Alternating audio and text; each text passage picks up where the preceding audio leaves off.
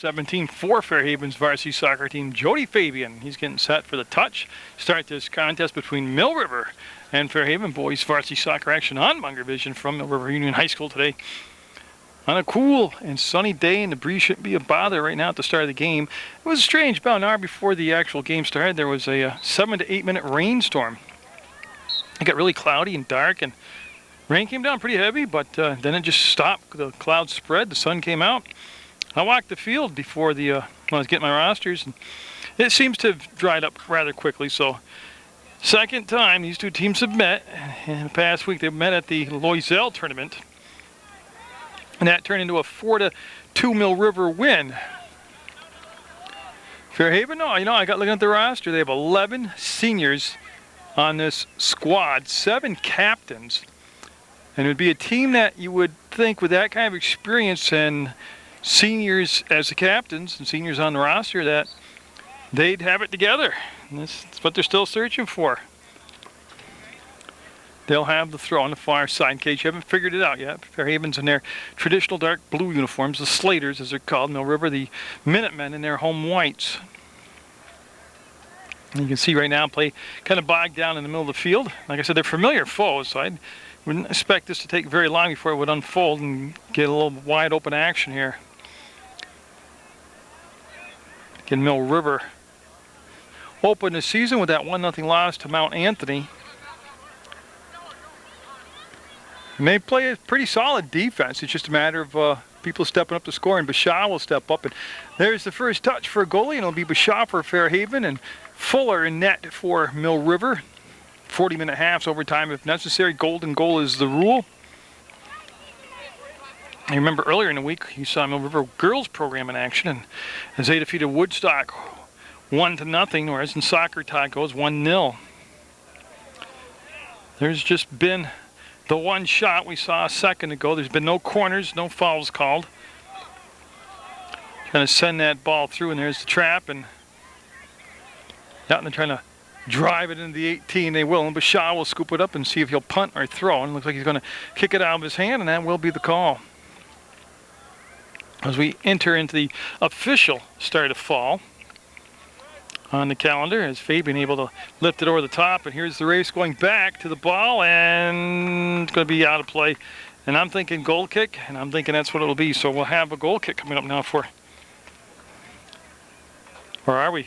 Oh, we're going to have a corner. That went off Mill River as I missed the call. It'll be a corner, and number 10 heading over to Joel Link. Now, Joel Link seems like he's been playing varsity soccer forever. He's going to serve the ball up, and you can see I can just catch the ball in the action there before I see the window jam gets in my way. So we will watch the ball sail out. Oh, a couple of Fairhaven people had a chance to head the ball and just couldn't get to it. They'll roll all the way to the far side, went on a play, and we'll have a throw by Mill River. And it is a brilliant sun to look out into, which makes it hard to actually pick up the numbers on those white jerseys for me, and plus the age thing. But Fairhaven, a little territorial play in the last minute as they bring the ball near the edge of the midfield stripe. Bullock had a touch. He didn't send the ball though, and that will roll in, and Bashaw able to use his hands as the ball just entered the 18. So he'll have another punt coming up, as he's a junior, the goalkeeper Bashaw is. Or is it Bashaw? I'm not sure. I'll go with Bashaw right now. And I'm probably wrong, but that time he'll just drive the ball to the 30, picked off by Mill River, and a rocket of a shot, no good.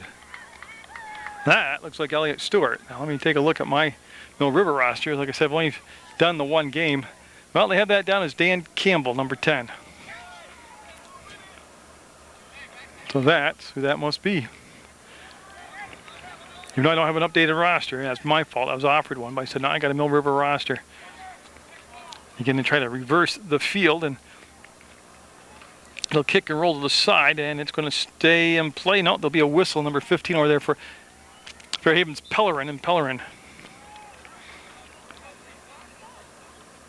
able to get the throw in, and then they look for Fabian, and that intended pass was picked off and laid out to Bullock, and Bullock will circle back around, come to his left side, and turn on the jets. There's the speeds. He beats the defender, and that ball was deflected off a Fairhaven player, and look at the pressure being applied by Mill River, and they'll go back and get that now. There's a reversal. It's Catrati, number 2, putting pressure on in the 18. Pushes his toe through the crowd, and that's going to be cranked to the outside, and I believe it'll carry past midfield. Yes, it will. And Fabian went flying by the Mill River player over there like he was Superman, and that's Fabian with the ball. Looking to take it to the outside, and he's going to take the throw now. It's number 13 over there is Furno for Mill River. See Furno there in the foreground of the shot, and the ball wanted to be funneled into the front of the mouth of the 18, and that's going to be, I believe that's Davis, number 4. And it is Luke Davis. He's had a very good season. He, not a huge guy, but he plays big. He throws his body around out there and makes things happen. He's got a lot of speed. He's physical, but very clean physical. Catrati in transition, and Catrati wants to bring the pass across, and he does. Each team with a shot, nothing super for shots yet. I mean, as far as like those kind of shots, you go, whoa, look at that. They have nothing like that yet. They got to go back and get the ball. Oh, nice stop, let the defender fly by, and trying to send it through to Fabian, and he's going to get there. Can he do it with the left foot, or he's going to bring it back inside the defender? Yeah, they wanted a handball on the call in the stands. I'm not really sure if it hit a hand, but they didn't get it. Anyway, it's dribbled up and out by Hammond, number 21. That's Mill River. Able to, well, they bent but didn't break. They let Fairhaven get some penetration but not get a shot. They didn't get the corner on the box and come around. Speaking of corners, we haven't had one yet for either side. And the game kind of finding its flow now. I didn't think it'd take long for this one to kind of get going. Like I said, they just played a week ago. Plus, they play each other a couple times in the season, so they should really be all. Bullock went off the outside of the foot to make the pass. Want to get it back from Davis. Passes behind Bullock, but there's the trailer on the play coming up. And there's the shot tipped around, and I believe we're going to have a corner. I think it was last touched by a defensive player for Fairhaven, and Bankert heading over. Josh Bankert, number 11. He's had a real good season for Mill River. He's going to serve up this corner kick, and you see him shielding his eyes from that brilliant sun, and this is all taking place with 33 minutes to go. And he kept it low. I don't know if it was on purpose or not, but they were trying to, looks like they were trying to get Davis to the top of the 18, but it was a hard kick to handle. Don't forget, soccer fields in Vermont, for the most part, there are exceptions. I should say soccer fields in the state of Vermont for high school soccer fields are football fields, and they're not, really not. If you really see just a field for soccer, it'd blow your mind how smooth and perfect the surface almost is. So these balls take a lot of erratic skips and bounces when they're on the ground like that, and that's just a hard pass to handle. And it's a financial thing. I mean, very few schools can afford just a soccer field and just a football field. Bullock trying to make the move. We'll get past the first two defenders. He's got a little space now to work with as they send Davis. Oh, nice defensive play by Fairhaven, and that was number 16 making that defensive play, Harrigan. Harrigan did a nice job of stepping up and just stopping the penetration from coming any deeper in on net. That's going to be to the outside. Nice play by the ball boy with the trap. I believe that's Gravel looking for, well, I thought it was for Furno, but pass was sealed off, and that shot, Bashaw with the save. First decent shot on that, and a good save by Bashaw, and he'll keep this thing scoreless, or as they say in soccer talk, 0-0. Nice job of bodying the ball down, bodying it forward. Again, he tried that short pass, and it was well played. And now Fairhaven trying to get some transition going the other way, and yep, they got the toe of Fabian, and then knocked back out there by Mill River. Takes a Mill River bounce to Davis, and boy, he was looking to go off to the races. Steps aside the defender, and come on across the middle of the field to clean off his foot. And I just need his jersey number because he made a heck of a play. Number 9. All right, thank you. So Fairhaven, number 9, that's Jimmy Adams, who came across, made a great defensive play, took away what looked to be a golden scoring opportunity that was developing. And that'll be kicked, fired, and out of play. That was out from the foot of Pellerin, number 15 for Fairhaven. Very briefly got to talk to Joe Valenti over there in the tower. She does the PA and the scoreboard and everything. And of course, she's a legendary coach. She's retired, but it's a shame she retired. I mean, she was just a great coach. They needed more of her type in the coaching ranks. Excuse me, I had to adjust my tripod. But yeah, she was honored and entered in the CSJ Hall of Fame, where she led the Fighting Saints College women's team to 2 back-to-back Mayflower Conference championships. Always had tremendous teams, always had great recruiting classes. For the most part, they always stayed out of trouble or didn't get caught, one or the other. But, you know, my hat's off to Joe Valenti for being inducted to the CSJ Hall of Fame. You can see again, play kind of stalled out along that far side. A lot of changes of possessions. His banker's got the ball now, and he's looking for that short, well, 6-yard pass. I wouldn't call it 6 yards, 12-foot pass. And oh, that hurts, yeah. Stepped on the ball and wiped out, and he's okay. He might be a little humbled by that, but not that you can imagine this, but imagine me playing soccer. That's exactly what I'd be doing on every play. So you see that 21 going back was Hammond, and he was able to circle around, get control of the ball. I had to look at the rosters, that's why I lost the ball. Fairhaven, since the opening couple minutes, has done a nice job of getting the ball down over the on the offensive side of the midfield stripe, and not blistering shots on that, but they've been able to have some time of possession. And here's Catrati looking to use that speed, not cleaned off his foot. 13 was there defensively. That was Santabria. And that's a couple times, well, 3 times to be exact, that the Fairhaven defenders looked like they were going to be beat, or there was going to be an open spot on the field, and they've been able to really show a burst of speed. Is that onside? Headed in. Basha just on the outside of the net. Catrati with a nifty move and a nice gesture by Basha. That was the best opportunity of the contest right there. As Catrati just slowed everything down, walked in, and then kind of catch him off guard, tried to hammer it with his head. And I was looking, again, I missed the kick, but I had an excuse. I was looking to see who was doing the kicking. Dustin Lewis, 25 back there, did the kicking for Fairhaven. That will squirt through, and Basha will pick it up. So Basha out there with the save. He's seen flurries, clusters of action. Like I said, his teammates were able to keep the ball down the other end for quite a while. And no whistle on play through. It's more of a face ball than a handball. Yeah, and again, they'll step up and just reverse the field. That's going to roll in, and Fuller, yeah, he's in the box. He can use his hands. Nice job of getting that ball down and deep. That's going to come to Campbell. Campbell.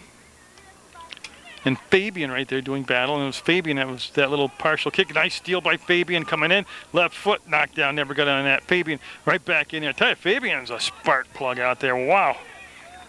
That's just miskicked. He had time to settle and get more of a directional kick, but he took the option of just trying to kick it on mid-flight and sliced off the side of his foot and almost to the corner, but not quite. And right in front of the Mill River bench now is where the ball ends up, and that's got to be Catrati as he will jump over that slide tackle. It'll be out of play. We'll have a throw coming up after the substitutions come in. We are scoreless at Munger Vision on Mill River Fairhaven Varsity Soccer. 26:48 left to go in the first half of play. The best scoring chances right now belong to Mill River. They've had a couple decent shots on net. And I got some, well, weather permitting, I got some Proctor soccer action coming up for you. The Proctor girls squad, I believe it's Long Trail they're going to play, and I believe that's who the boys play. So that will start my run of Proctor soccer. I've already had, like I said, Mill River soccer. Been up to Otter Valley and watched the Otter Valley women play, girls play. And no, it's going to be I thought so, it'll be a Fairhaven throw.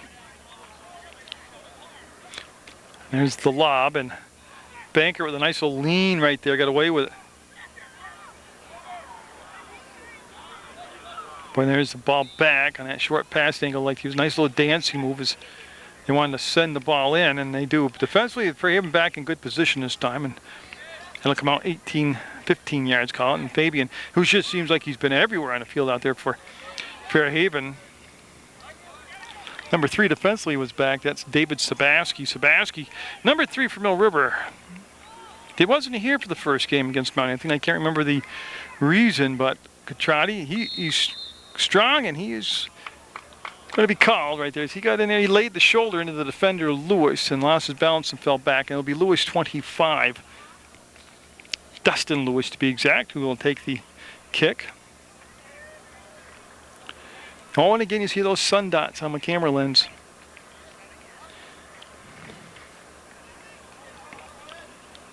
Oh, and that's going to take a favorable bounce for Mill River as they're able to corral it, control it, and they can get it going forward now. 18 and 16. That's 18 is Tim Carr, and 16 is Dan Smith. And I'm looking for the ball. There we go. Yeah, because again, I had my eyes off the camera on the roster. Of course, it's just amateur. It's an old camera, and I'm an amateur, hokey ham and cheese guy, ham and egg, whatever that saying is. But coming in, Bashaw going to get back into position. Yeah, that was a good decision because he was no way he's going to get to that ball in time. He would expose the net. Bullock taking the edge. Bullock on the corner, and his shot's going to be just off from Bashaw's hands. We'll have a corner coming up, but again, third decent chance here. For Mill River at the 24-minute mark, they'll have their third corner. And their substitutions coming in. That's what the holdup is. Is Bankert going to come over, and he'll set the ball down. Well, the ball's actually already been set down for him. You can see the flag rather limp. Like I said, nothing like yesterday's girls' soccer game here where it was gusting winds. This is a very calm wind today.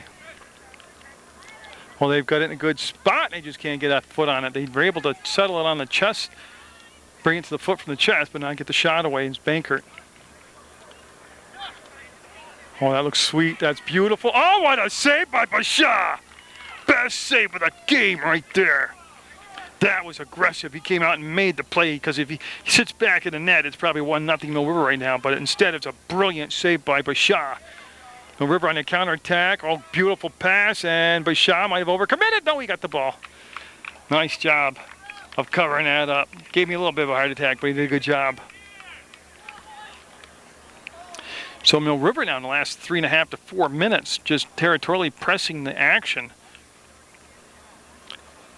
And getting some real good shots on Bashaw. Bankert brought it down. He had a lot of people around him and wearing blue jerseys and really couldn't do much with the ball once he got it. As Furno had to touch, and they're going to work it backwards to go forwards.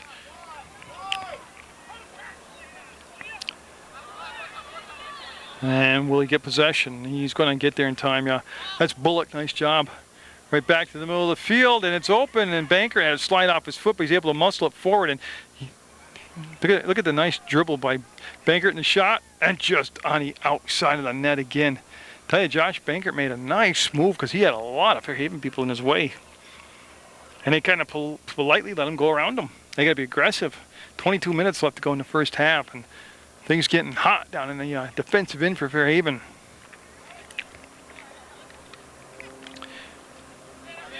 And that kick was to the outside edge of the center field circle. I wouldn't call it a short field, but here comes the attack. Bullock centers it. Beautiful pass. Tell you, Bashaw was at the top of the goalie box, out of position, but there was no white jersey on the left side to support that pass, or that would have just been easy pickings right there. Fairhaven trying to release some of that pressure and bring the ball down the other end of the field. That's on the dribble. He will connect. They're going to go backwards to go forwards.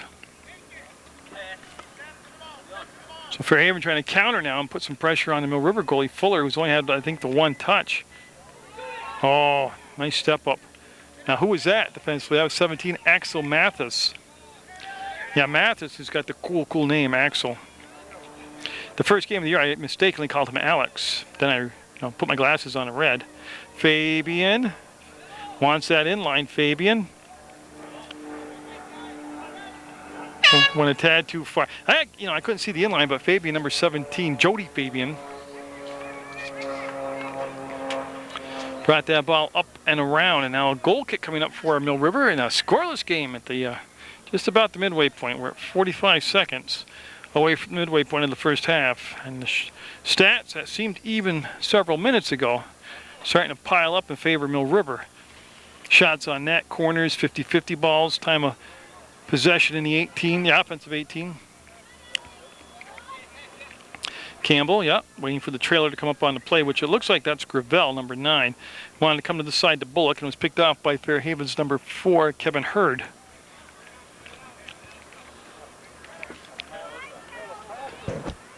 They'll lift it up this time, and boy, it took a dangerous bounce for Fairhaven in. And Lewis, well, he got enough of the ball to push it away from the goalie, but we're going to have a corner coming up now for Mill River.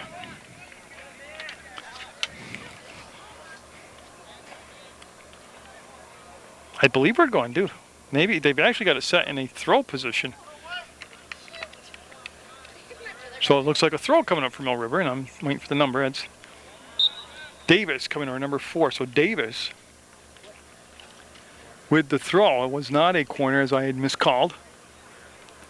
Again, that ball just kind of in a bad spot for Fairhaven. They're able to actually get it on the foot of a teammate in full flight and sends the ball to the vacant quarter. It's out of the box, so Fuller comes all the way out of his goalkeeper position, and he'll slice the ball out of bounds. 21 setting the ball down was Tyler Murray for Fairhaven, and I'm just looking for this guy's number. Need him to turn, number 10. There we go, Joel Link. Like I said, Link seems like he's been on the soccer team forever. Very good soccer player. I should say there has been a Link on his soccer team forever. Maybe it was a sibling or a relative. But each team kind of similar on the spacing and the gapping of their players on the offensive end.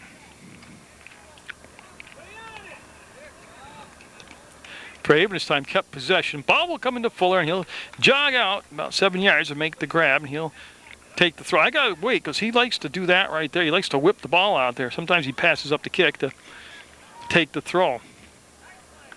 And Davis right in front of that Fairhaven bench looking for some support on the ball, and he'll get it on that left wing.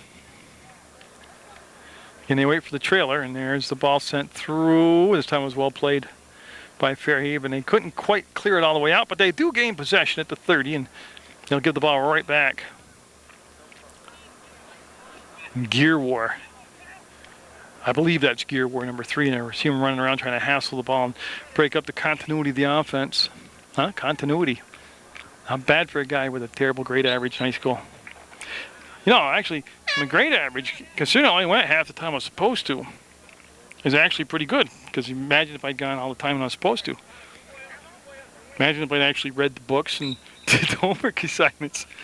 I have a paying gig instead of public access volunteer.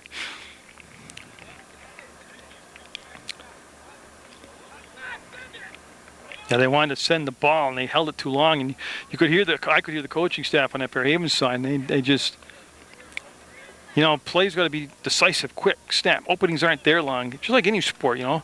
Like a running back in football, the line blocks, there's a hole there, but it's only there for like a millisecond. You got to get to the hole, pop through it. Same thing in soccer. You have an open spot for the pass to get through the alley. You have an open player in the corner or something like that. It's only there for a very brief period of time. You got to see it, boom, pop it in there. No, I never did any of that stuff. I'm just saying when you watch a game, that's what you see. It's easy to watch up high like this and see the openings. It's a lot harder down in the field with everything flying around you.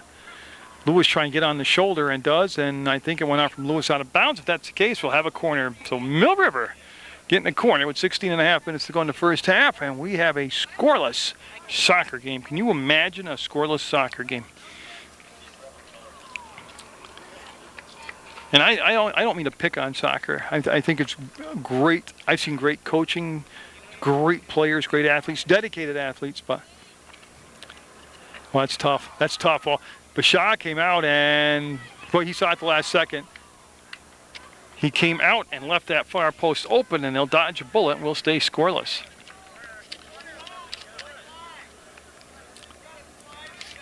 And did it become a corner? Yes, it did. So Mill River getting back into position.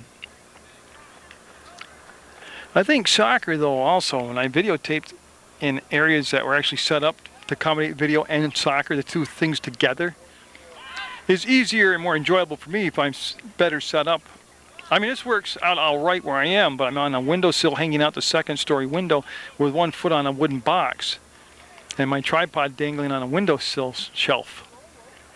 So it's really an uncomfortable way to shoot a game, but it's the only way I can really shoot a game here.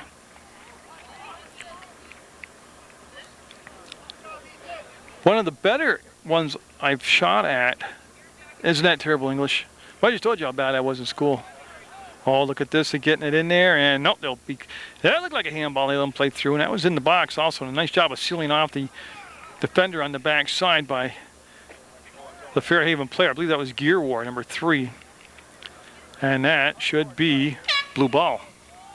It was the old press box at Alumni Field when I was allowed to do Rutland High School sports before I got banished from it. It's just a whole other crazy story. You know, I could do this another year, this video sports, public access free thing that I do, or I could do it 50 years and I'll never go over just the ridiculous power they've invested up there in basically a glorified phys ed teacher. I mean, it's unbelievable, but that's a whole other story. But as far as vision and seeing the field and being close to the action but not too close, and actually having the corners open in the press box, it was the old press box that was on the Applebee's side of Alumni Field before they built the new press box, which just doesn't really function well for video. Well, I mean, before I got banished from it, that's the way I remember it. Maybe they've done something different in the 3 or 4 years that I haven't been in it. But oh, look at Fabian. Slides the ball through, and a nice step up in the ball, driven back out by the Minutemen. Early in the game, it was punch and counter punches. Each team took their highs and lows, their ebbs and flows. But the last several minutes, it's been a lot of counter punches by Mill River, and just look at Bashaw make the save, and Catrati with a heavy foot in that one. Defensively, right there, running with him was Tyler Murray, and then he helped him up afterwards. But Bashaw able to get a hand on the ball and drive it up and over the top of the crossbar out of play, and that'll be another corner for the Minutemen. They have really had an advantage in corners at 13:30 to go.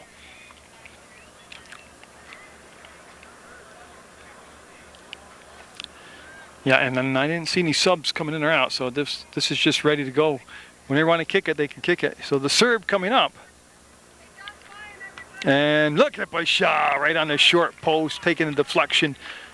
Tell you what, Bashaw's played a solid first half. I don't want to jinx him because there's still 13 minutes to go, but this game could honestly be 3-0 Mill River. Whoops, I got to get back down on my knee. There we go. I wear a knee pad so I can kneel on my knee because I had a torn meniscus in it last year and I repaired it. But it's, you know what, the doctor is a young guy, good doctor, real good guy. And I'm an old guy. And I was kind of, you know, not whining a lot. No more than I usually do. But finally, to settle down all my woe me stuff, the doctor said, you know, your knee's not 20 years old anymore. And that really hit home, so yeah, I got a knee pad on it so I can kneel on it. We're in a normal press box situation. I could stand up straight, and that will be a handball. And that looks like Randy Adams down there doing the officiating on this side of the field. And that's Mr. Buzzle again on the other side. So that's the two officials today. Now, Randy Adams, I got to meet as he runs the Pittsford Rec Center, you know, the league, midget league, little league baseball, whatever they call that 6th grade that I cover in that area. And he always, you know, pretty cool to me when I see him. He doesn't banish me from going to the games.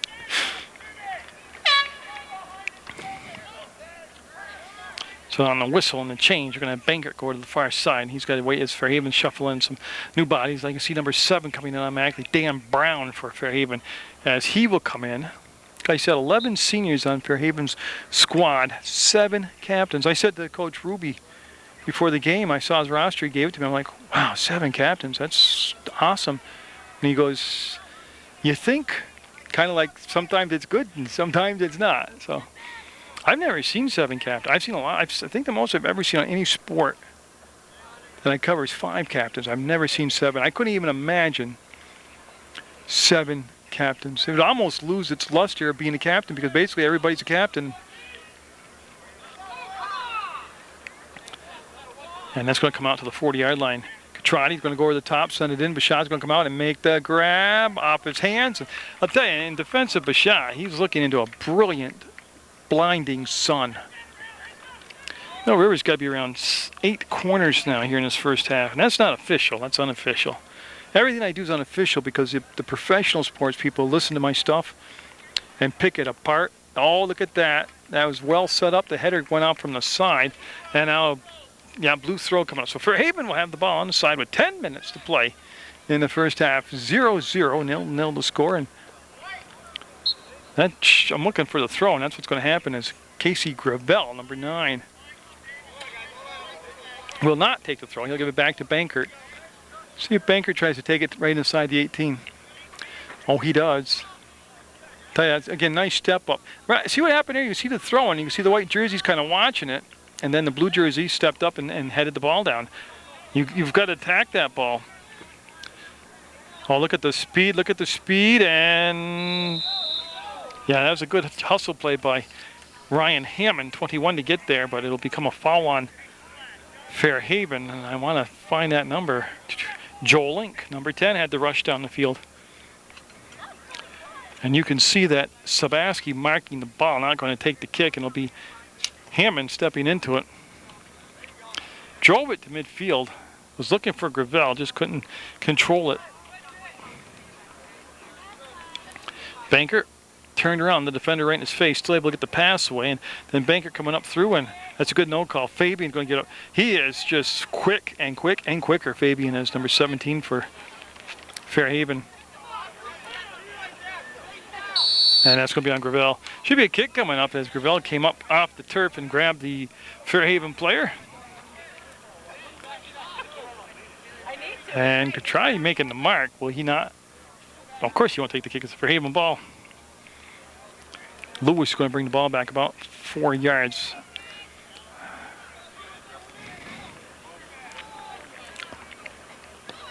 Well, that's an excellent kick, man.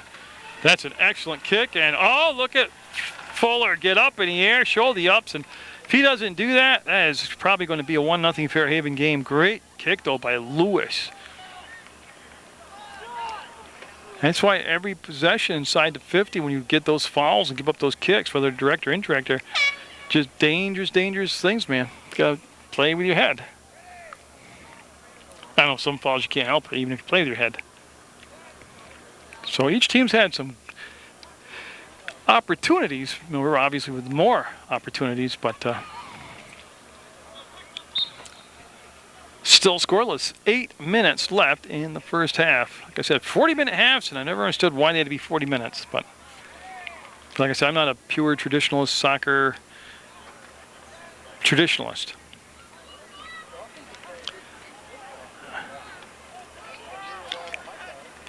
And that ball just kind of popping around. Fabian able to tow it through past Banker, get control of it, settle it, make sure you can get a good kick. And look at this. Off to the races, and Fuller will come out and just kick it away from the on-charging Link. Tell you what, Lewis is starting to really get comfortable back there at that sweeper position for Fairhaven. He's starting to see the ball, get to the ball, move to the ball, anticipate the ball, and clear out his end. Or the field. That sounded kind of personal the other way, but yeah. Again, try and drive it through was number 7, Dan Brown. He checked in about 2.5 minutes ago, if you recall, so still fresh legs out there. Kevin Hurd, 4 had to touch Fabian. And again, a good step up by Mill River as they were able to not allow the offense to get behind them. And you can hear the horn, and they're going to have to wait. Catrati right now appears to be going to take the throw as we near the 6.5 minute mark. No, they're going to give it up to Banker. So Catrati will... Was he substituted for? Yes, he will leave the field, actually. Can see how Lewis coming way out now, making the play. He's kind of into the flow of the game now. Lewis is the number 25 back there for Fairhaven, and what a difference that makes. Trying to, you know, defensively, obviously, but you take your defense, and if you can anticipate and step up and switch ends of the field, man, what a help that is offensively. And there's great collision. Now the whistle. I'm just waiting to see who's getting up for Mill River, because like I said, it was a clean collision. But all the players involved are able to get up and walk around and keep on moving. Oh, look at this. It's a race to the ball, taking it to the outside. Is Link unable to complete his mission? As Michael Eli, number 12, I believe that was in the ball game. I haven't had a chance to call his name today. As Fuller coming out to the ball, will he take the kick? Yeah. Wow, the goalie. See, this is unusual. Now they're dropping its way back to cover the net. Yeah, okay. No, okay, he's not going to. Well, that whole thing was kind of funky to me because goalies don't usually come out of the 18 and do that because that leaves the net exposed, and they really hadn't dropped anybody back all the way. Unless that was deception to give them the impression.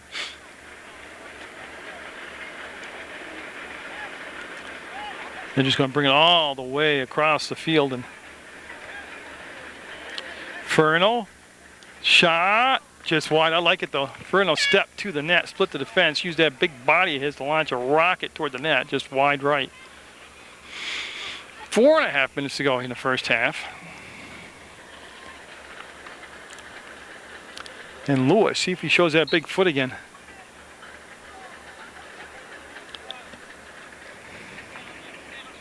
That's a decent kick, man. On the bounce, he'll get it to midfield, and Sabaski there, and he'll just push the pass out and connect up with Furno. I think they wanted the trailer to come forward, and that didn't happen. It was Campbell, and now that ball just hooked around, and it will get to Mill River. Oh, look at this, opening up, and again, what a nice nudge by Lewis, 25, just enough to throw the play off. I don't have a 20 for Mill River on my roster. That's a shame because there's a 20 out there. Maybe I can find that out. I can't. I used to say I'll find that out. Like the definitely was going to. Now I'll try.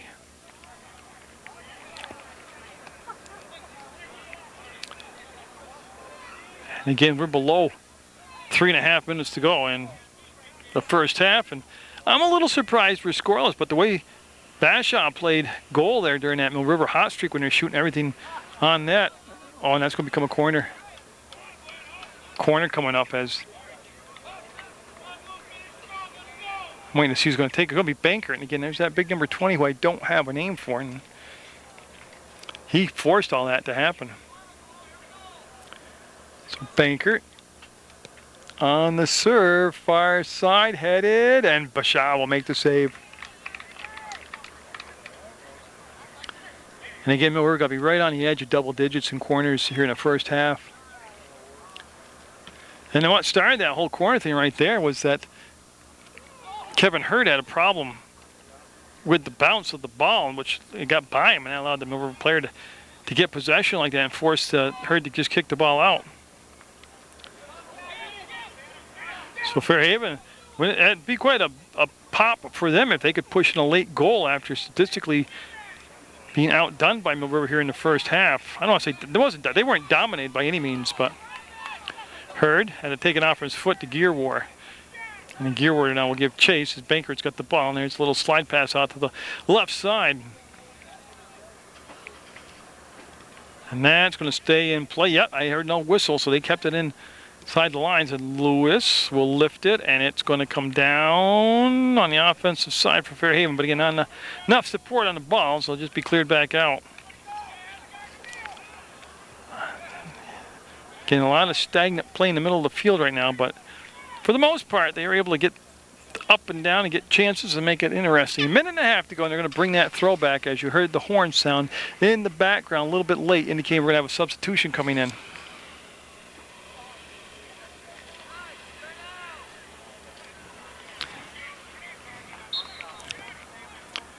And did they get the good to go sign? Yeah, I heard the second whistle. Okay. Oh, nice deep throw. And then Fuller coming out and making the grab. He's got sure hands today as he'll make yet another save. Over the top of Link. Oh boy, they need some help back there. Look at the speed, the push, and Bashaw going to scramble to get back up and get back into position as he had enough momentum coming forward to push the ball out. Under 1 minute to go, 50 seconds to go, and that's going to be a foul on Perno.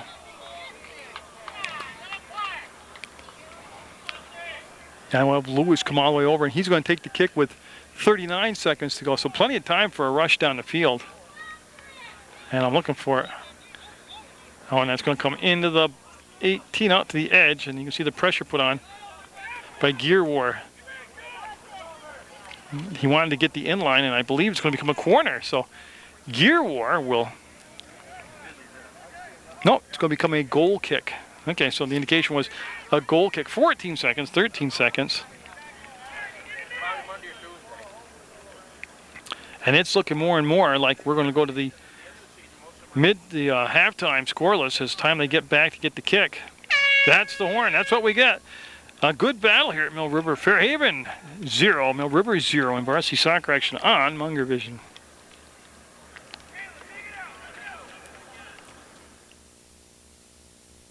Well, you can see they switched ends of the field. We got a new 40 minutes on the clock. And we are getting set to go here. Well, even though we're scoreless, you got to look. Mill River, like I said, I don't think it'd be fair to say they dominated, but they certainly had a very good half. And somebody, yeah, they're going to set up again and do it over. It's Catrati at midfield, along with Bankert and Bullock on this wing, the near side. Now we'll get things going.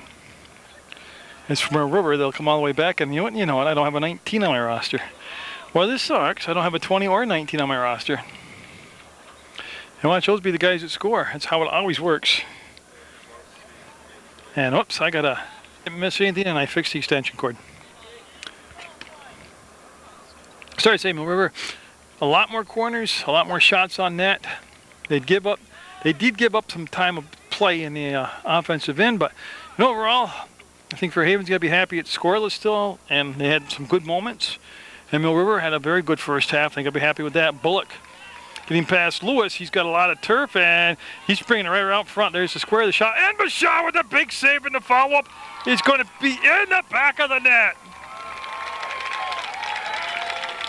Oh, I'll tell you what, Bashar made a beautiful save, but there was weak side offensive help, and Davis puts the ball in the back of the net, and it's 1-0 Mill River.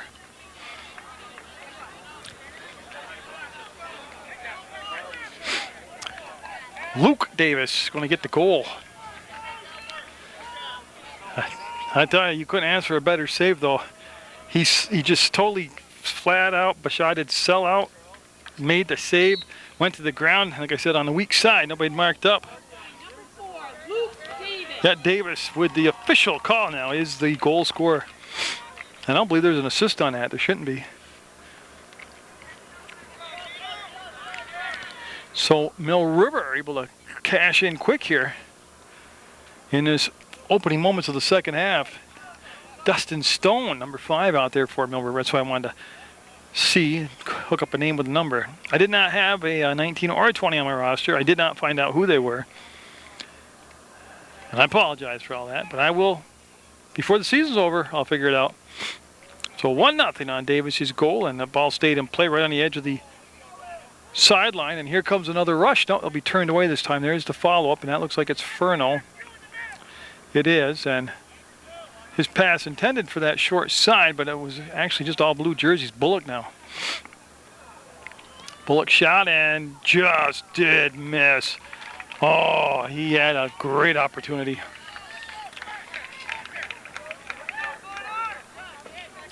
And it'll be a goal kick, and Lewis will take it, number 25.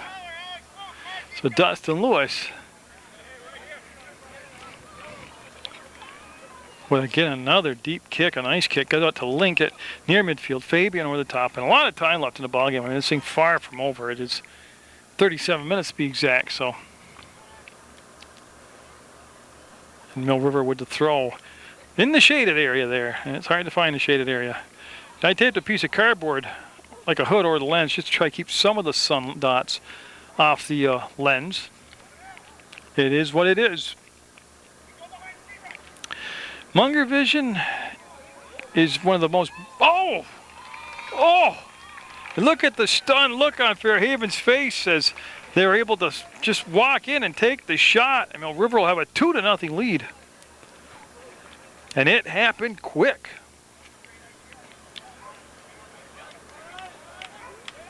It happened so quick. I need JoJo to PA announce who did it. It happened so quick she didn't know. So Fairhaven stunned here in the first 3.5 minutes of the second half. Catrati got the goal. Tyler Catrati. I started to say, Munger Vision is about as blue collar of production as you'll ever get. So a piece of cardboard taped over the lens as a hood is about as sophisticated and budget as I have. Campbell will lose the ball to Fabian. He wants to keep working toward the middle of the field. Look at that good center of gravity by Fabian. Good balance out there. Mill River looking for their second win of the year, which would also be their second win over Fairhaven. Again, it was 4-2 between these two schools in the Loisel tournament, and Bullock's going to take the throw. And Bullock, yes, he was just told that's the point to stat and take the throw, stop and take the throw. And that was Randy Adams, one of the officials, with the call, and Davis pushing the ball forward, and then the little pooch kick to the side by Fairhaven's number 9, Jimmy Adams.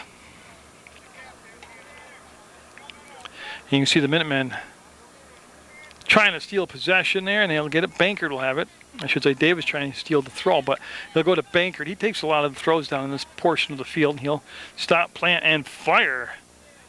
Nice defense that time by the Slaters.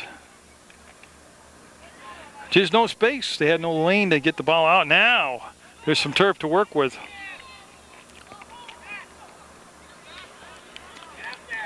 Tell you that defensively coming back was Stone, number 5.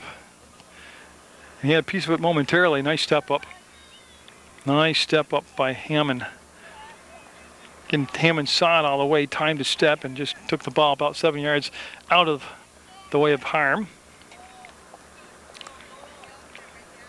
That's straight up, and Fabian knows he's got a height disadvantage. He's trying to get at the tactical place with his body position. And Campbell's little 7-yard pass, and then he got a break coming. Catrati. Oh, nice pass, beautiful pass. Bullock trying to split the defense. Bullock turning on the Jets. Bullock, and he's not going to get it done. As Bashaw will get the ball out of the 18, but over with possession. And I'm not sure if that was a pass or a shot on net, but it ends up on the foot of Fairhaven. And oh, good balance. So he's able to take the contact and keep his balance, but just too many Slaters there. And he'll take the ball away and send the ball all the way across the field to the bleacher side here at the field. And that will hit the sideline, be out of play, and we'll have a throw. Now, Bankert wanted to drive it through, but that time there's too many opponent's legs in his way, and that ball's going to be settled, and that's off from Stone. Oh, see how they watched the ball, and Link comes flying through. Link with possession, bounces off from Hammond, as that was just a completely, you can see the physical mismatch there, as Hammond didn't even budge. Now Fuller clearly communicating he had it. That's what you want the goalie to do back there, and he did a beautiful job of communicating to his teammates. As Bullock, who's been extremely impressive here in this soccer game, racing to the ball, running through it. And the pass is going to be money right on, and the shot, Bashaw will make the save. The shot comes in like a chip shot with a 9-iron or a pitching wedge. That's straight up, and it will make midfield with a little help. So Mill River with 2 goals here in the second half, 2 different goal scorers, and yeah, they're going to wait for the subs to come in before they take the throw. 33 minutes to go here in this half, and Bankert will, you see him pick up the ball. He'll do the honors as he waits. I'm just waiting for the jersey number. Number 12 coming in. That's Michael Eli. So Eli in for Mill River wearing number 12 in white on their home turf. And like I said, if the weather cooperates, you'll have some Proctor girls and boys soccer action coming up at a later date very shortly on Channel 15. Don't forget the games of the week every Saturday at 4 o'clock in the afternoon. And don't forget PEGTV.com. You can go there anytime. Click video on demand and watch local sports at your leisure. But again, Fairhaven this time became spectators, watched their own possession, and that gave Bullock a chance to come up and make the steal. Look at Bankert light on his feet, racing to the ball, and then driven up the middle end. settled down by Mill River, they'll just kind of gently set the ball in motion. This is Bankert. I tell you, he's got Catrati at the sweet spot shot, and Catrati will drill it. Not much Bashak could do there. They gave the possession up way inside the top of the 18 to Catrati, and he was able to get his right foot open, and he's got his second goal, and all of a sudden, after being 0-0 at the half, it's now 3-0 Mill River. And Bankert got the assist on the goal. Oh man, just like that. You just can't let people run around inside the box that deep and that unmarked. Especially the guy with Catrati's foot strength, leg strength. The first time I met Tyler Catrati, and there's the whistle. He was playing hockey. He was a goalie for Raha, and he was an excellent goalie. Of course, now he gets to high school, and he's quite the soccer guy. That's lifted, and I tell you what, we're down to the all-important Nick's goal. You know, Fairhaven can't afford to fall behind by 4, and Mill River would love to just keep the pressure on. I don't know if Fairhaven's going to try anything tactically different to get some more pressure, you know, take a few more risks, because there's always a trade-off. To bring pressure, usually it means you're compromising your back line. And Bullock will slide it down in the corner, and there's the whistle. I thought it was coming. That was Tim Carr. He'll get whistled for the foul.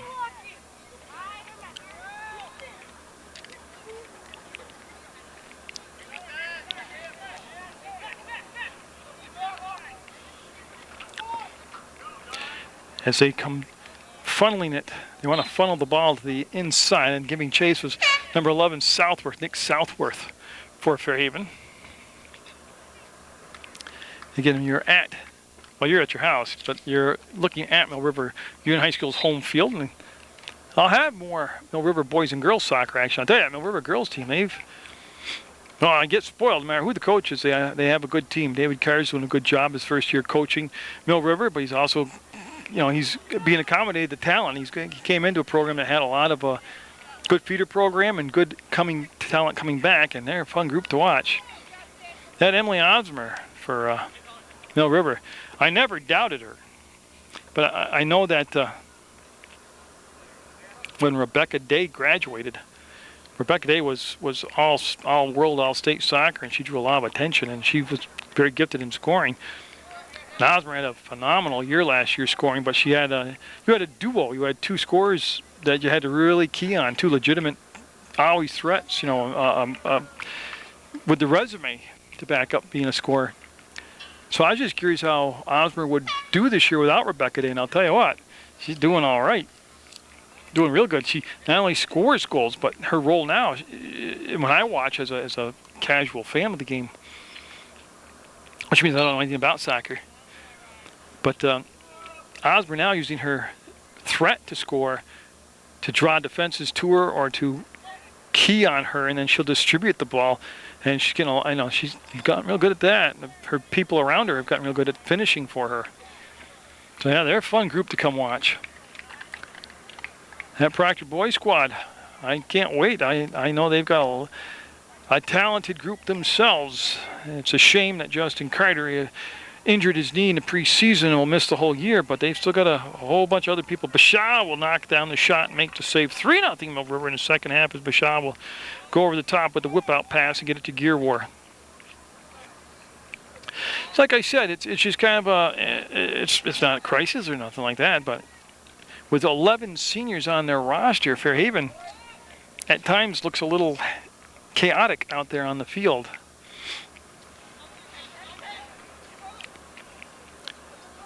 And you can see him bring the ball down, and there's he got around the defender, and the shot, save, Fuller follow-up over the top of the net, no good. That was a decent rush down that time by Justin Pellerin, and he got the original shot, the rebound in the second shot. As he went around the defender that time for Mill River. As we near the 27.5-minute mark left to play, and I believe that is Mr. Furno getting set to take the kick. It is. I'll tell you what, he got some lift on that ball. And that was controlled by Fairhaven as they're able to, well, the same guy plucked it out of the air twice. That was Casey Keith.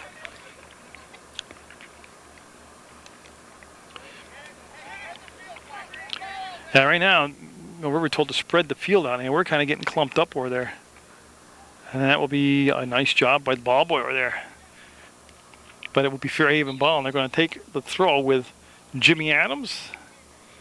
Yes, you see the official clearly mark the spot where he wants the throw to occur. And Adams concurred, and everything got done. I think that's Carr. I'll tell you what, he should be on Dancing with the Stars with that move. He looked better than Kurt Warner did the other night on Dancing with the Stars. He looked like a popsicle with a tuxedo on, Kurt Warner did. Much better quarterback than he is a dancer. And yes, I go around the dial and stop and watch Dancing with the Stars. I'm an old man, I can do that. It bugs me that they moved Survivor to Wednesday night. That kind of throws things off for me. I got to kind of reschedule my my fall sports. A nice job of controlling the ball through a lot of people right there with Ziegler. So Ziegler 15 in the ball game, and he's got the ball back. Ziegler dancing around with Gravel, and yeah, they were able to push it inside the 25 but not get it to the 18, and then Fairhaven momentarily relieves the pressure. I lost the ball. There it is. Okay. So Catrati with a couple goals, 3-0 Mill River, and Davis with the game's first goal. All those goals taking place here in the second half for the Minutemen. And they'll have the throw, and Carr will take it, number 18, and looks to the corner and settle down and just giving back to the left foot, to the right foot, and off from the butt of number 15, Pellerin, out of play. We'll have a throw by the Minutemen.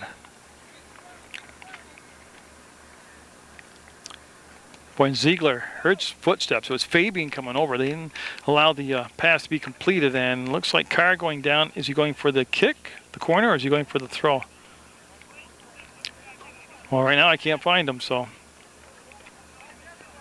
it's a corner kick. There it goes. Again, I can't get out any further because the window jam is there. And that time, we got a lot of new numbers in there. That was, well, that wasn't a new number. It was Luke Davis. That shot was blocked, and they're going to bring the ball back, and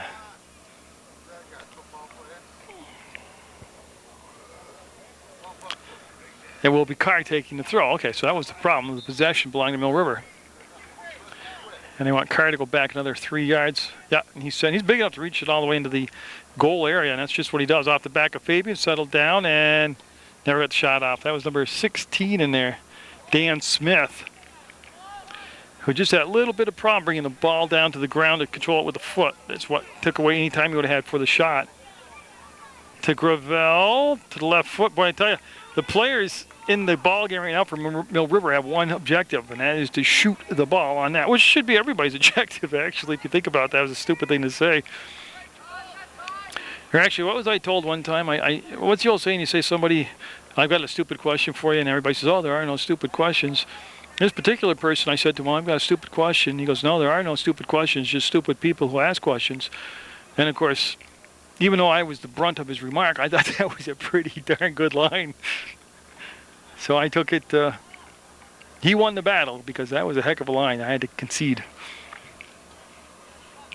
My point being in that long-winded explanation is that, yes, of course, everybody's trying to shoot the ball on that, but there's no other, they're tunnel vision. They're not looking if there's somebody coming up on the trail. They're not looking if somebody's open on the far post. They're not looking for a header coming across.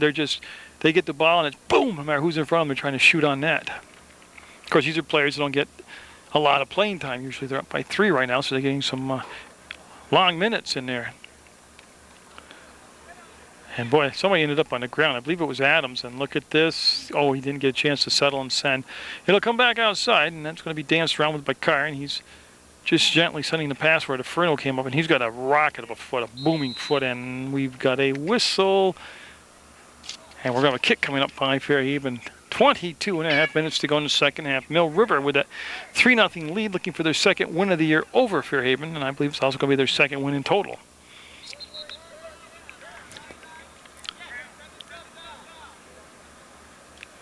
Yeah, and that's what we're all set now. Fabian, 17, coming out. It looks like he's going to take the kick. He's just waiting for the referee to tell him it's good to go, as Link coming off the field late for Fairhaven. Actually, not his fault. They're just making the substitutions now, and Southworth coming in to take his spot for the Slaters. So Mill River, who had a good edge in statistics in the first half, took the biggest edge they wanted, which was on the scoreboard in the second half. What was that? That was a nice play out there by Mill River defensively. That was number 2, Tyler Catrati. That didn't look like Tyler. I'll have to look at that again. So they'll have a switch here as they had Jeff Bruce going to take the throw. He gave the ball back to Link, and it'll be Link right as far back as he can go without being in the chain link fence in front of the bleachers. And no pun intended, chain link, and his player's name's Link. They're not related.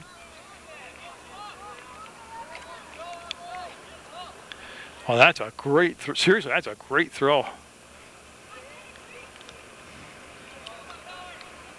Oh, and they wanted to drag. Yeah, he wanted to drag the ball around and just couldn't get it through. I believe that was Pellerin, 15 for Fairhaven, and it was. So again, when the second half, past the midway point, well, at the midway point, Gravel with the ball, and Mill River with those 3 goals. They happened quick. They happened early in the second half, and there wasn't a lot of downtime between all 3 of them.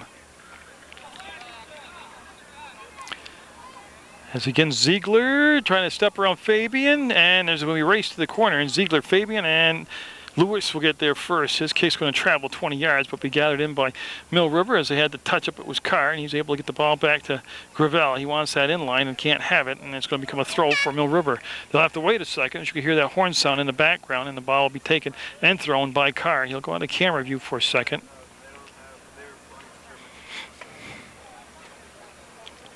And again, we'll take a look at even the score, not indicative of how well Basham played. In that, he was spectacular today for Fairhaven. And that'll be headed out of bounds, and that went off from the head of number 24, Jordan Fillion for Fairhaven.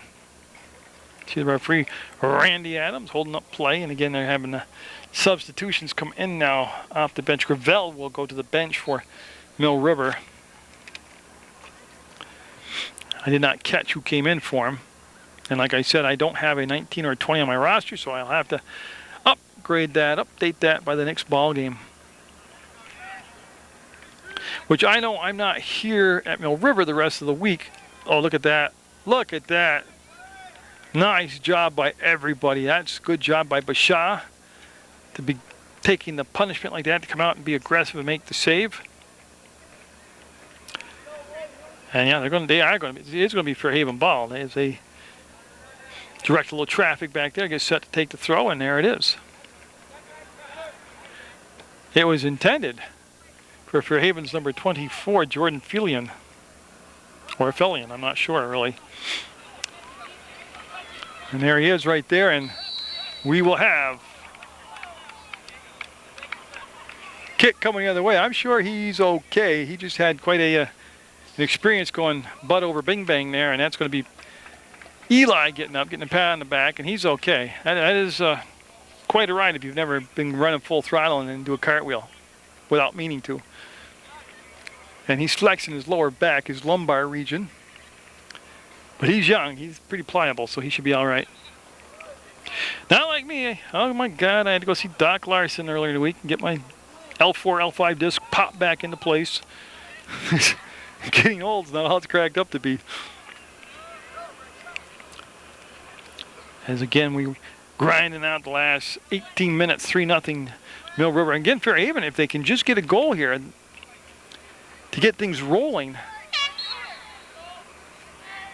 Yeah, I was waiting. There's a whistle and offsides, and everybody kind of paused and hesitated, and it threw me off, and it doesn't take a lot to throw me off. So, as a Bankert coming over.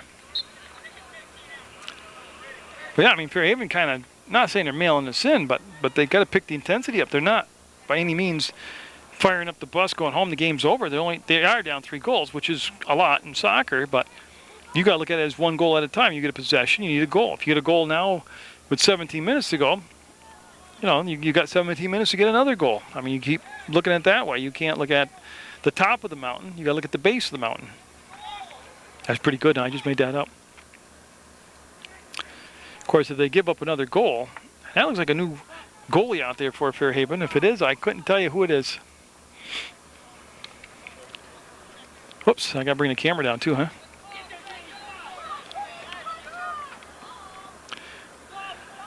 Again, they had the rush to the 25, but I remember how fluid the team was and experienced the year, senior year, Cameron McGaw. That's the year they won the Loisel tournament. And they didn't do well in the playoffs. I remember thinking they were going to do well, but they didn't match up for some reason. And that's going to be out through the end line, and I'm waiting to see the indication. Goal kick is the call.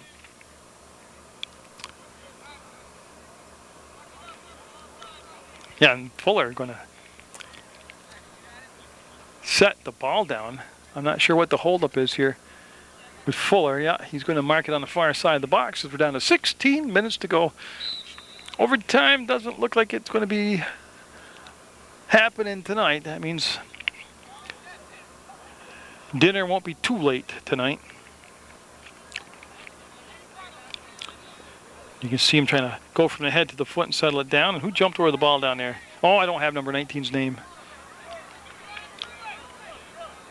Yeah, see, they got to develop that rush to the ball like it's everything. That's Galvin, Shane Galvin. Number 8 out there for Fairhaven. Had a nice rush going, but then kind of became a spectator. And people say, well, that will come when they're older. And sometimes it does, and the more experience you get at this level and the more you play and just you grow physically and mentally. But I've seen freshmen, and it had nothing to do with Galvin. I mean, not picking on him, but I've seen freshmen in sports, soccer and other sports that just look like they're seniors in college, which is that natural genetics, that gene they've got. They're just so good already. And that wasn't the case with me. I'm not trying to build that up. I didn't have it as a senior. I still don't have it at 50. So we will have a kick now for Fairhaven, and Fabian going to set it down. He's played well, Fabian has. He's played very well out there for Fairhaven. Again, they had a lot of good moments in the first half. They've kind of didn't really execute here in the second half. Yeah, and so 18, it was an illegal throw by Jacob Silver. Actually, not an illegal throw. They wanted to respot it, so Fairhaven will keep possession. They wanted to go back about 3 yards. As Silver able to head it toward the center of the field. That kick coming in wide. Was it touched, though? No. Goal kick coming up as... Again, we're on the games next week kick over, and this is irrelevant to you because it's tape delayed I am, but this was a 4:30 start, but they go to 4 o'clock starts next week with the time change, or with the official start of fall on the calendar. And that's always interesting because we get out of these warm days usually just before the start of the second half of the season, and you get actual fall weather, cooler days. Usually got a lot of water, a lot of rain to contend with, and you get the winds. But it is fall, and it happens every year. It's nothing new. And I'm waiting to see, they're going to have, they want him to back up to mark the ball. Again, they're looking at number 8, Shane Galvin. His throw-in was a rocket, and it'll be misplayed out of bounds off from Mill Rivers, number 3, David Savasky. So Silver trying to go about 18 yards in, and that ball's going to come right back to him. With the left foot, trying to hook up with Link, or link up with Link, and again, Fairhaven down 3, needs a goal pretty quick here as they're down to 12.5 minutes to play in the soccer game. Tell you, that was a nice follow-up. Link wanted to take the original shot, but he was steered off the ball, left it behind, and the shot generated from number 24, Filian. They'll play through, no whistle. Fairhaven player awful slow to get up. I believe it's Adams, number 9, but he is up and back into the play now. And Jimmy Adams appears to be running it off, shaking it off. Bankert, pass right on the money. Up and no. That is definitely a different goalie back there for Fairhaven.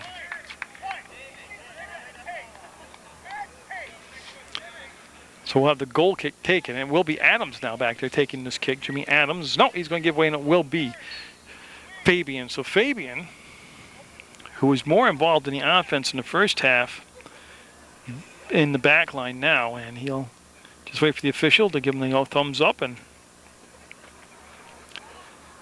again, with the bounce and a little help, he'll get beyond midfield. Quick reversal by Mill River, and Bankert with the ball. And tell you what, if you pronounce it Felian or Felian, I don't know, but he's got good speed. He's all over the field. And Silver trying to get things going offensively, and there's the step and the drag and Hammond. Well, he did what he had to do. He got possession of the ball. It just wasn't pretty, but he did his job. And that's Stone with the kick on the side out. We'll have a throw by Fairhaven. Bruce calling for the ball. It looks like Bruce will take the throw unless they make a sub here. See the shadows dragging out across Dean Holt Memorial Field. 11 minutes to go in the soccer game.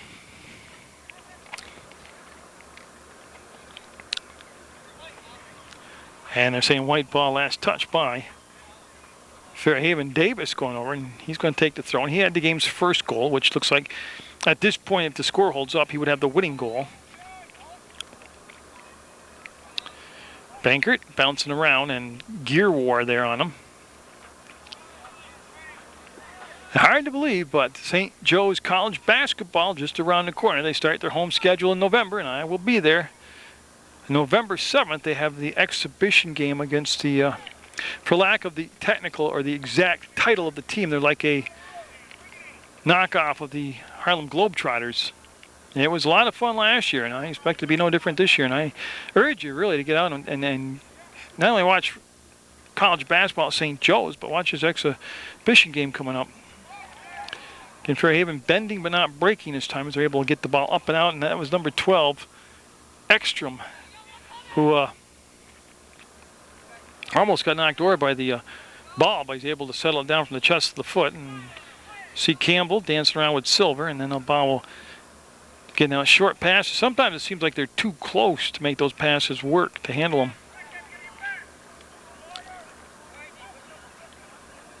So Mill River looking pretty safe right now in their home field. That's going to slide toward the in line and go out of play.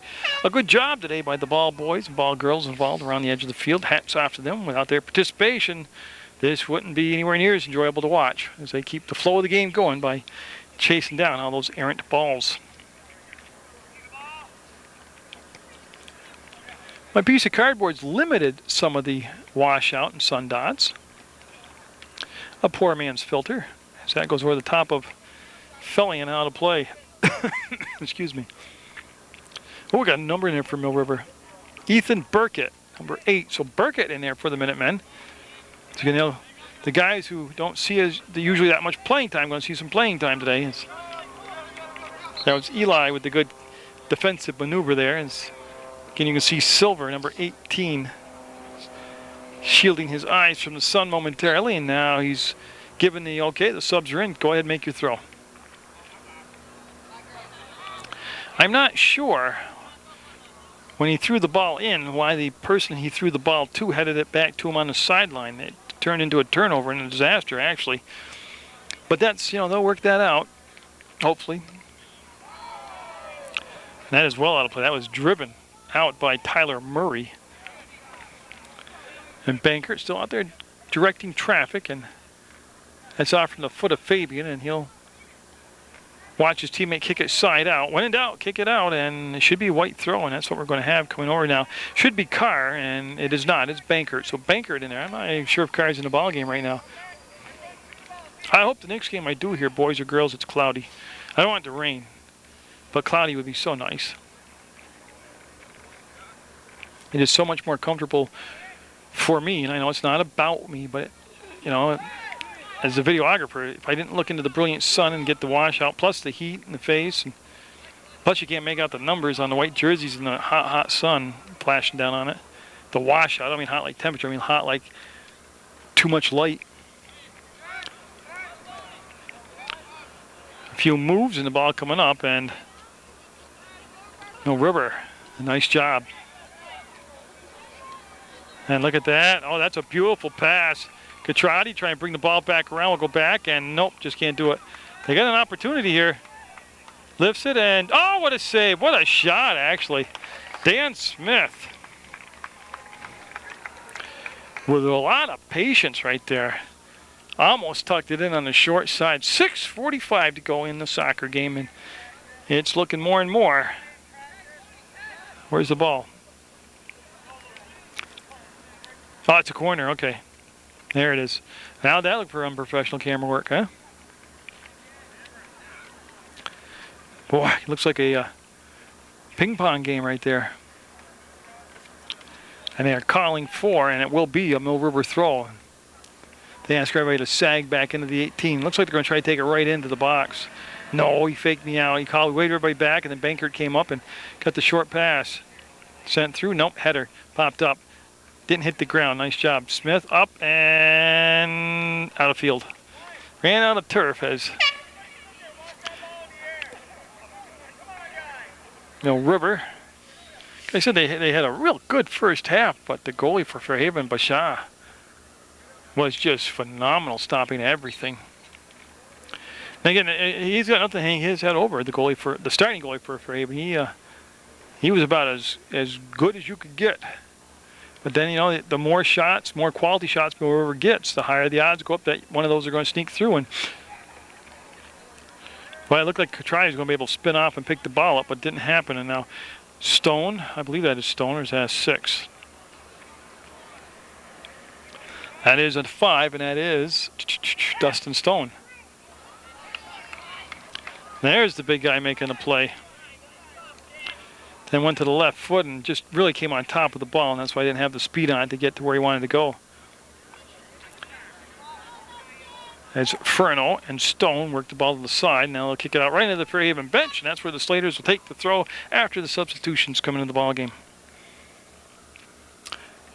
So 3-0 with 4:50 to go in the game, and don't forget PEGTV.com. Click video on demand, and you can watch all the public access programming, including the sports that you want, free anytime, anywhere. Don't forget Saturday afternoons at 4 o'clock, games of the week start getting played. Don't forget, look at the schedule or just go around the dial and you'll be able to catch sports usually any night. The way Tom sets it up, unless he's got other like a presentation, what do you call them? Like a town meeting thing? A clinic, like a seminar or clinic that's been taped. A lot of times they do it at the Rutland Hospital to help clinics on medical procedures or high cholesterol or blood drive or whatever. Usually that 9 to 9:30 slot at night PM, he'll plug in a game. So not only can you catch sports on the internet and on Saturday afternoons, but you can also catch them during the day and at the evening hours. When I used to be able to go home for lunch, sometimes I'd just go around the dial and see what he had on, and a lot of times during that lunchtime he'd have the just before he does his bulletin board or just after, he put on a game. It's pretty easy to find local sports when you start talking about PEGTV. Actually, to be blunt, when you start talking about me, because there are the rare occasions that other people bring games in. But other than that, you're stuck with Munger Vision. They've never found anybody to replace me. Which I always kind of, not so much, well, more in the beginning and middle of my run, because I'm in my 15th year doing this. I still hear occasionally people would really hammer me and complain about doing it. And I'd always say, well, yeah, it's cool. I know I suck, and you got your opinion to do that and say that. I have no problem with that. It's how America's built. Everybody's got freedom of speech. But, I'd say to whoever it was that was hammering me, well, why don't you go up, take the course, and, you go do it. I don't say it meanly. Yeah, you go do it. You seem to have it down, and everything I'm doing wrong, so you probably know how to do it better. In 15 years of complaints, nobody's, like I said, there's been the occasional game or two, and then there's been no, everybody's got a life. Nobody didn't have a life like me, so they did, like me, I just come out and do, like, I'm getting ready for basketball season, possibly hockey. And then I'm getting ready for softball. and then I get ready for baseball, and then Legion ball, and then go back around and do the whole grind. People think it's easy to do this. They don't realize there actually is an effort. That was an awesome attempt at a one-touch shot right off the pass. But when they realize they got to get the equipment, lug the equipment, schedule the games, find a spot to shoot from, find a power source, make the audio work, schedule the game to pass it in. You know, like my case, I run the camera and do the talk. Just a one-man show. That's what gets me is after the complaints and they go do it, or they see how much effort it takes, or they don't want to do it Thursday night because they're tired from work, or they don't feel well. I have days like that when I get home and I'm late and the house needs chores done and I'm tired and didn't eat till late. And it's, I still do the games. They haven't found anybody stupid enough yet to replace me. That's really, to be blunt, that's what it comes down to. As we have a 3-0 soccer game, Mill River. All 3 goals in the second half, and a minute and a half to go in this soccer game. Fairhaven will be back to the drawing board. And Mill River, take all the positives and build on it. There's always negatives to work on, even if you win. And that's a good defensive maneuver. The ball will roll to the far side, but not go out of bounds as it's saved on that side. I believe that was Stone that got there. I could be wrong. Again, it's a long way to see. And Catrati, that was a nifty move. I think he meant to do that. No, I really don't. I'm just picking on him. But I like the way he handled it. He stepped on the ball, fell down, got up, and kept going forward. Catrati with 2 goals today. And right there, Davis, he had the game's first goal, number 4. That is out of play. That's no doubt about it. Goes off from Carr, out of play. So Fairhaven with the long toss to the 30-yard line, but Mill River with possession and just 29 seconds left to go.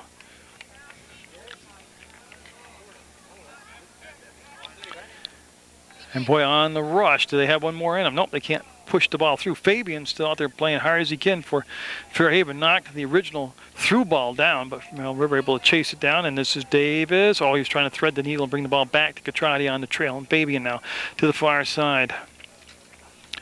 No space to get the ball away, and that could have been the final possession of the ball game as we're down to the horn, and that's it. And it's going to be a Mill River win over Fairhaven, 3-0. So congratulations to Mill River. A good effort by Fairhaven. Get out there, support your student athletes, and always watch Munger Vision.